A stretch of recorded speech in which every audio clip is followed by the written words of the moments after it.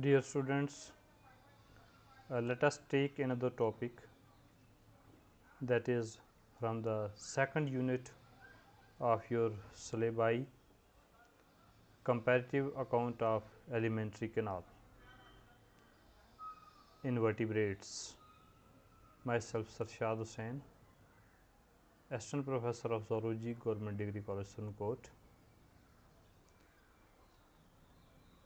Let us try to understand what is the digestive system. Digestive system is a system which is designed to ingestion, that means which takes in water and food inside the body, then it digests the food, that is the digestion, then it absorbs the digested food in the body for getting energy, and then it excrete out the waste product after digestion through the process called digestion. So, this is the system which works like this, called the digestive system. Digestive system comprises of two parts, digestive tract or alimentary canal and accessory organs. So, this is the tract, a tube like structure which starts from the mouth and ends at the anus, and then there are accessory organs associated with it. So, digestive tract, what it is? It is a internal tube. So, it is a tube like structure. It is seldom straight, often highly coiled, running from the mouth, opening up to the posterior anal, or sometimes in other animals it is the cloacal aperture. Normally, it is present at the base of the tail in most of the animals. Whereas, the major parts of alimentary canal are the oral cavity, then the pharynx, then the esophagus, stomach, the small intestine, large intestine, rectum and anus. Now, accessory organs associated with the digestive system are the tongue inside the buccal cavity, the teeth inside the buccal cavity, the glands like the salivary glands over there, the liver over there, the pancreas over there, and there are so many other glands also which are present along the wall of the intestine. The digestive system is one of the earliest formed during embryonic development of vertebrates and is called archenteron. That means, among various systems, digestive system is the first to develop during the embryonic development, and in the embryonic development the digestive system is called as archenteron. Now, we have seen in the previous slide the digestive system. Then when we comparatively look at various groups of the vertebrates, the digestive system is modified variously. That is, the length of the digestive system varies from one organism to other. You can see these are the cyclostomes, these are the fishes, these are the cartilaginous species, then amphibians, reptiles, birds and mammals. In all of them you look at, the length varies to a greater degree. Then you see formation of diverticular enlargement, example crop, cecum, stomach compartment. You see here no enlargement is there. Again here slight enlargements are there, ceci are there. Again here you can see enlargement is there forming the stomach. Again there it is more and more, hence it is again more. So, it means these crop like features in the bird, the stomach in case of the other animals, and the development of the cecum, all these are the enlargements that differ from one to other. They are not present uniformly in the same shape in all the organisms. So, this is another difference which when you comparatively look at various animals, you will come across various diverticula or the enlargement. Then developments of internal folds also.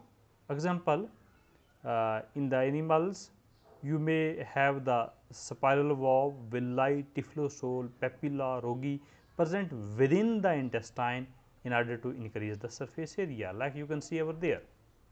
So, you have here the intestine is having the typhlosole. This typhlosole is basically a folding of the, this is the wall of the intestine, this is the lumen of the intestine, then the wall is folded inside the lumen in order to increase the surface area. You can see in the small intestine finger like projections called villi are present over there to increase the surface area. Sometimes duodenal papilla like structure that is present in the duodenum, so called duodenal papilla may be present.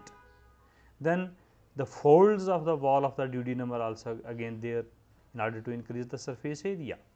Then sometimes along with the papilla you may have certain longitudinal folds called the rugae. Then you may have sometimes in the fishes particularly the intestine wall is spirally coiled, forming the spiral valves. All these are the structures that are present within the intestine.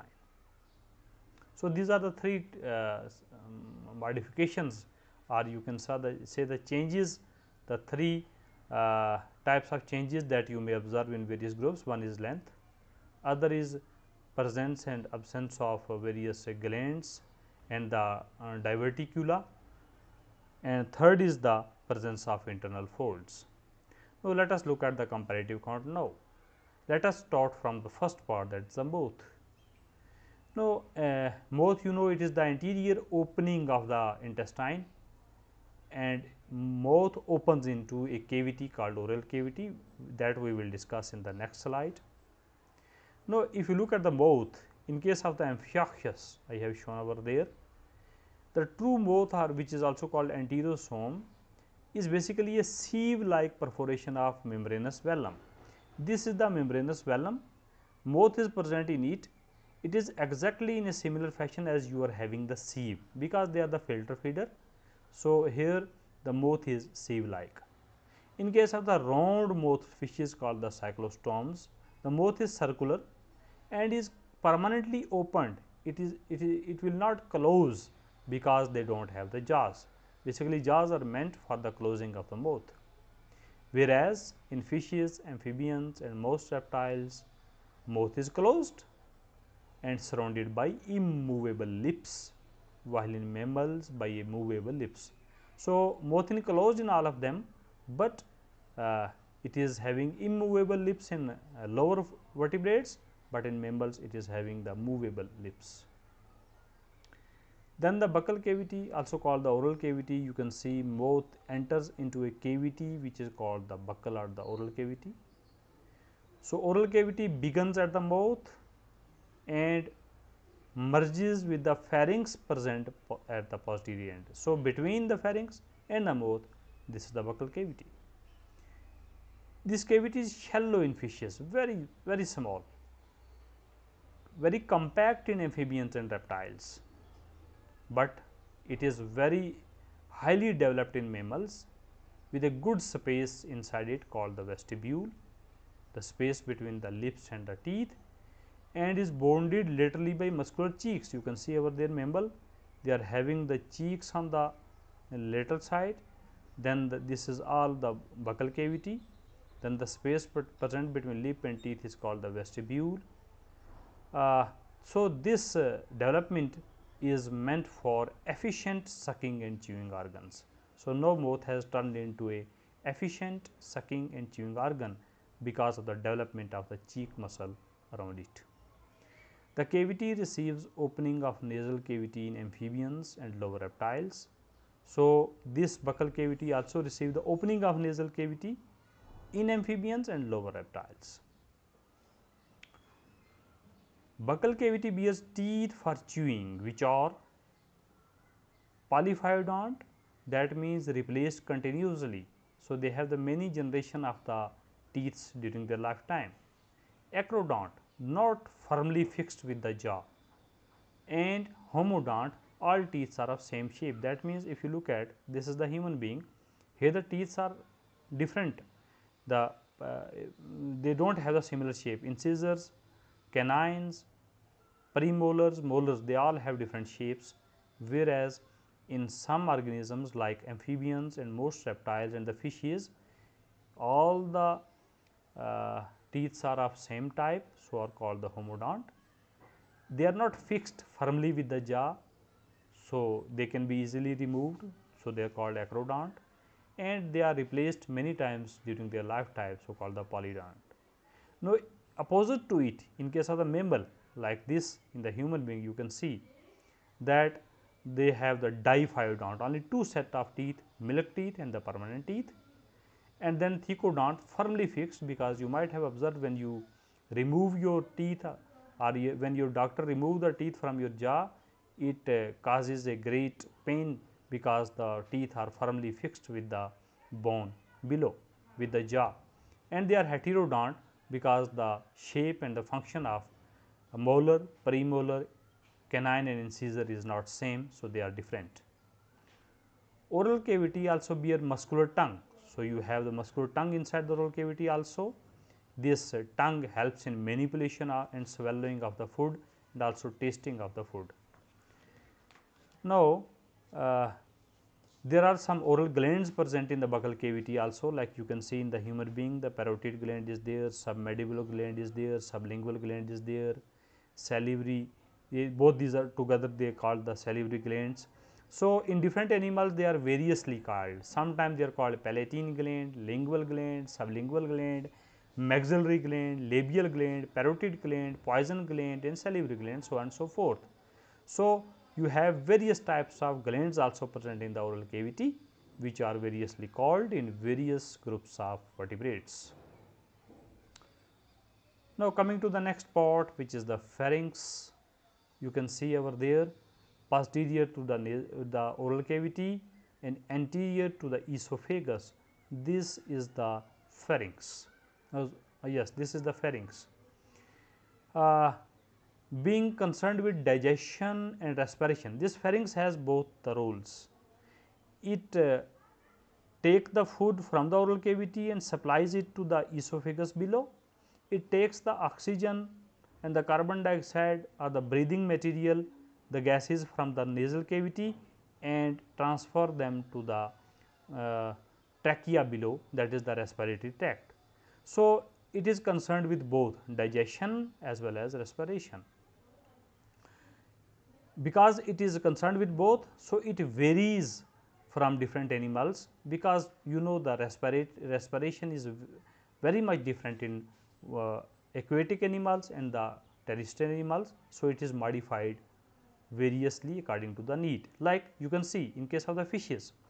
This pharynx is perforated from the lateral side, it is having some openings on the lateral side through which the water gushing from the mouth leave the this cavity, the pharyngeal cavity, and thereby it bath the gills present inside it, through which the oxygen is taken inside, so helps in respiration. Whereas, in case of tetrapod, this is short and cross road between respiratory and food passage. So, that means, when the oxygen is coming from the nasal cavity, it will cross and go into the trachea. When food is coming from the oral cavity, it will cross the same road and it will enter the esophagus. So, in case of tetrapod, it is the cross road of the gases, respiratory gases and the food. Then you have the esophagus. Esophagus starts from the posterior end of the pharynx up to the start of the stomach.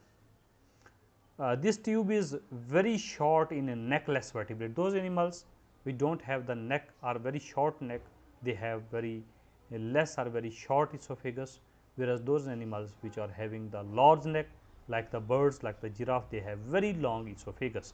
So, esophagus basically present within the neck.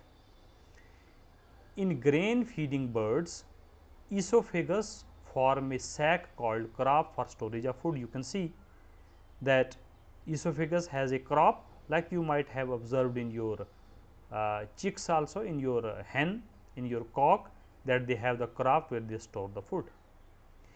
In the pigeon, this crop, in this crop of both the sexes, male as well as female, the epithelial lining of this crop undergoes fatty degeneration. That means they degenerate the fats present inside it, and after degeneration of the fat, the product which is formed is called the pigeon milk, which the adult pigeons fed it to the nestling, that is their chicks. Then coming to the stomach, the next part is the stomach. After the esophagus, you have the stomach. Stomach is sac like muscular enlargement, because if you look at the intestine, whenever it is a stomach, it is a enlargement. It is enlarged than the rest part of the digestive tract. So, it serves temporary storage and maceration of food and digestion also. So, it temporarily stores the food, it softens the food, that is maceration, and it digests the food also. A true stomach is a stomach which will have the digestive glands present inside it, with the help of which it digests the food. But the true stomach is present only in elasmobranch, that means cartilaginous fishes, and the tetrapod, that means the animals which are four-footed animals. The anterior end of the stomach connecting the esophagus is very much present very much near to the heart, and is called the cardiac region. Then the main sac of the stomach is called the stomach body.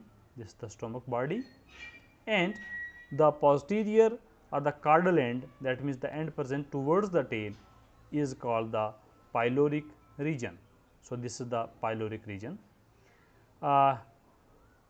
This pyloric region terminates in the next part of the small intestine called the duodenum, with the help of a sphincter. You can say sphincter is a narrowing of the intestine.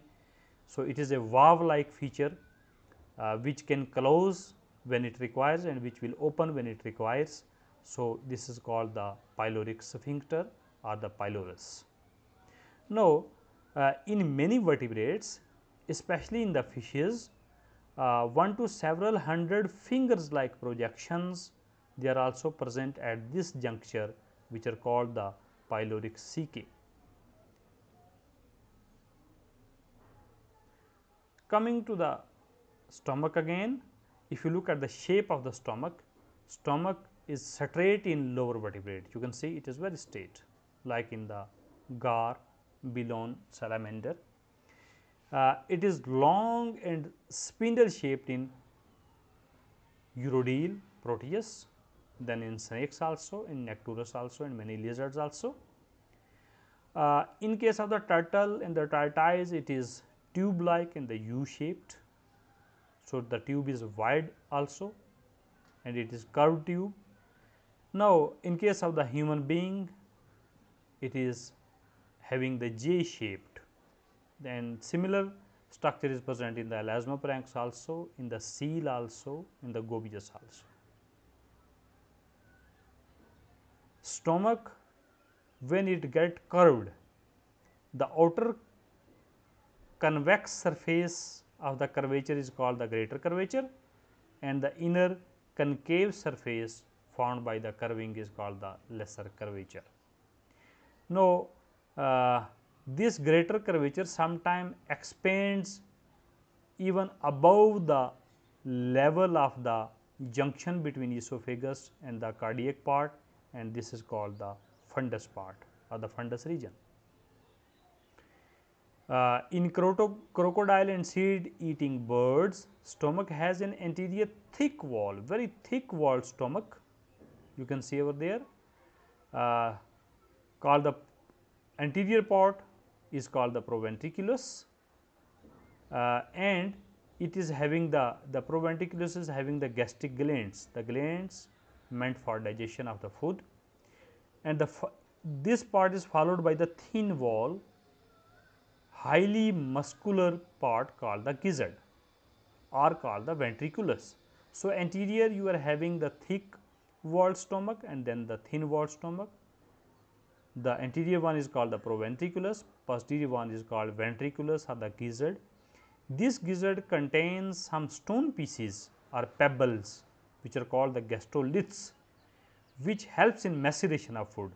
When food comes inside it and when it is softened enough, and with the help of this stone, it is further crushed and macerated into very small paste like structure. In case of the curd chewing mammal, that means ruminants like cow, like buffalo, like goat, like sheep, like camel, stomach is 4 chambered. You can see the rumen, the reticulum, the omasum, the abomasum.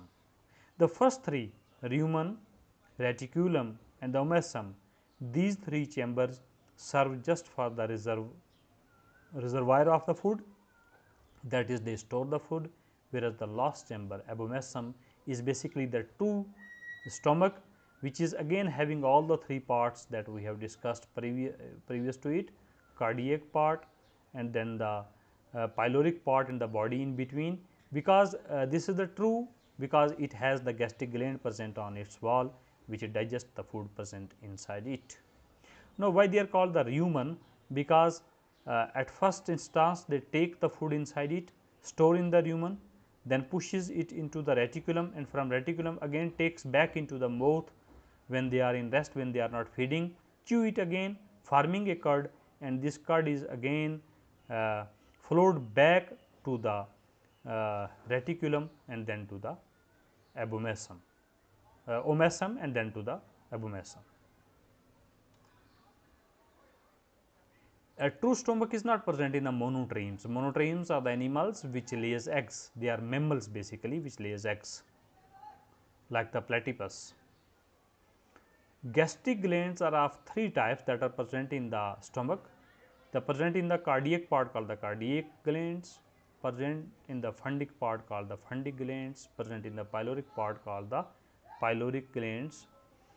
Gastric glands are of 3 types. All these glands, they are of 3 types. Either they secrete the mucus, so called the mucus neck cells, either the cells secrete the HCl which are called the oxyntic cells, either the cells producing the pepsin are called the zymogen cells.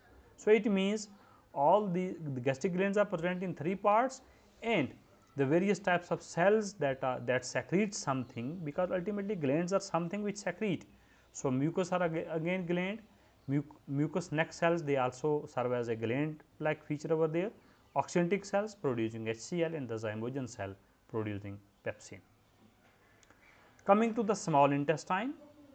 So, you know the part of the intestine between the stomach and up to you can say rectum is called the, or up to the beginning of the large intestine is called the small intestine. Small intestine is a major digestion part, where the major portion of digestion takes place. Moreover, major absorption is also takes place inside it. So, small intestine is a part where digestion and absorption of food takes place. You can see after stomach it is the intestine, after stomach it is the intestine, after stomach it is the intestine. In cyclostomes, that is round mouthed fishes, elasmobranchs, that means cartilaginous fishes, some primitive bony fishes like sturgeon and polydon, intestine is short and straight. You can see it is very short and straight, it is not long enough. Its lumen contain a typhlosole. So, typhlosole you can see over there, that I have shown you in this diagram, that it is basically the folding of the wall of the intestine called the typhlosole in order to increase the surface area.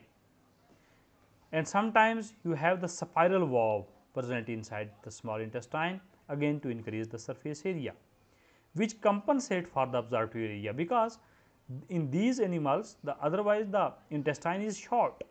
So, if it is short, so it means less surface is available for absorption of the digested food. In order to increase the surface area, they have the spiral valve present inside it or the typhlosole. Whereas, bony fishes and the tetrapods, 4-footed animals, have greatly enlarged, highly coiled intestine differentiated anteriorly into a small intestine and posteriorly into a large intestine. So, it is small because of its size, that is it is not so wide, whereas the large intestine is wider enough. Its internal surface bears numerous villi, finger like feature villi also, which is which is again increasing the absorptive area. In many bony fishes, they have several pyloric ceci, that is again I have already discussed in the previous slide, that are present at the duodenum part, so to call the duodenum ceci also. Digestive glands of small intestine are, so in small intestine, in order to digest the food, you have the crypts of Leberkhan which secrete the mucus. They have the groups of enzymes called the saccus entericus. Now, first part of small intestine is called the duodenum, you can see, which starts at the pyloric end of the stomach, you can say. So, this is the stomach having the pyloric part, and then the duodenum, it starts from there, and a duodenum ends up to a part where the liver and the pancreatic ducts enters. The duodenum has Brunner's gland present inside it. Brunner's gland of the duodenum secrete the alkaline medium, so that the acidic medium of the stomach, because in stomach we have seen the HCl was produced. So, the food was having the acidic medium. In order to convert the acidic medium to the alkaline medium, the Brunner's gland present inside the duodenum wall, they secrete a alkaline fluid which changes the food from acidic medium to alkaline medium, because the enzyme present afterward in the small intestine will work in the alkaline medium, they will not work in the acidic medium of the stomach. Duodenum is followed by ileum. So, after duodenum you have this part which is called the ileum. So, which is narrow and greatly elongated and much coiled, you can see over there, it is much coiled. Only in mammals, small intestine beyond duodenum is provided into an anterior jejunum and posterior ileum. So, in the mammals you have this ileum is again divided, anterior jejunum and posterior ileum. So, in total in mammals the small intestine will have the three parts, duodenum, jejunum and the ileum, whereas in rest of the animals they are having again two parts only, duodenum and ileum. Nodules of lymphoid tissues called Pear's patches are found in the ileum. So, in the ileum you are again having some lymphoid tissue which are called the Pear's patches. Coming to the large intestine of most of the fishes and amphibian is wider than smaller intestine. So, large intestine is distinguishable from the small intestine because of its wideness, it is wide. It is straight short as compared to the length of the small intestine, it is short and comparatively straight, not highly coiled as the small intestine was. And it leads into a posterior chamber called the cloaca. You can see this is the cloaca, here this is the cloaca, here this is the cloaca, this is the cloaca. So, it leads into a posterior chamber called cloaca, which opens outside through the cloacal aperture. The opening of the cloaca is called the cloacal aperture. In reptiles, birds and mammals, large intestine is longer and divided into proximal colon and distal rectum. So, and you can see reptile and mammals, they have a colon part present, this is the colon present anteriorly, and the posterior part is called the rectum. Again here this is rectum, this is colon, again here this is colon and this is the rectum part, this one. So, they have the two parts of the large intestine also. All mammals except monotremes lack cloaca. So, mammals do not have cloaca. Cloaca is present beyond the mammals, only in the monotremes. The egg-laying mammals have the cloaca present inside them. The rectum, their rectum opens directly to the outside through anus.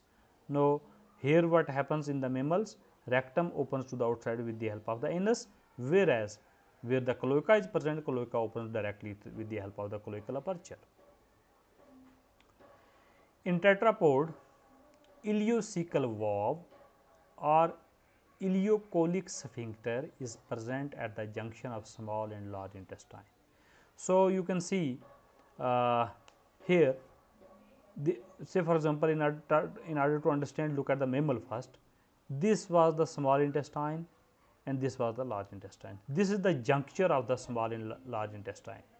So, they have some sphincter present over there. Sphincter is the muscular structure which regulates the flow of material from one part to other. When it get closed, it is a valve like structure basically. When it get closed, it closes the entry of material, and when it opens, it allows the entry of the material from one part to other. So, this ileocecal valve or ileocolic valve present at this juncture, present over there, is basically meant for preventing the bacteria, because bacteria are present in the large intestine, they must not enter into the small intestine. So, they prevent the bacteria. In amniotes, at the ileocolic junction is found an ileocolic cecum. So, you can see in amniotes they have the ileocolic cecum present over there, usually 2 in birds. So, in birds you can see these cecum, ileocolic cecum are 2, they are present in pair. In them they harbor the bacteria meant for the digestion of the cellulose. So, in those animals which are feeding on the plants material mostly, they have this ileocolic cecum present over there, and it is larger in size in those animals which are feeding on the plants material mostly, and it is shorter, and even in it is vestigial in case of the human being, where cellulose is not digested. So, it has become, this cecum has become the vermiform appendix over there. In case of the fishes, the rectal gland present over there which secretes the which secrete the calcium chloride is again the basically the cecum, basically the modification of the cecum. Then in case of the birds, you may have at this portion bursa fabrics.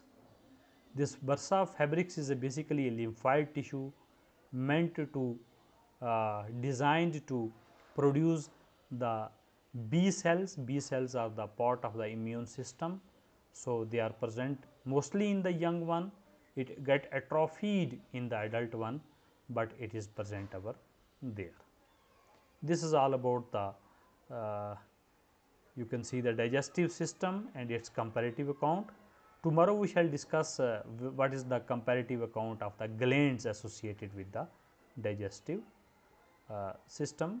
In the next lecture we shall study.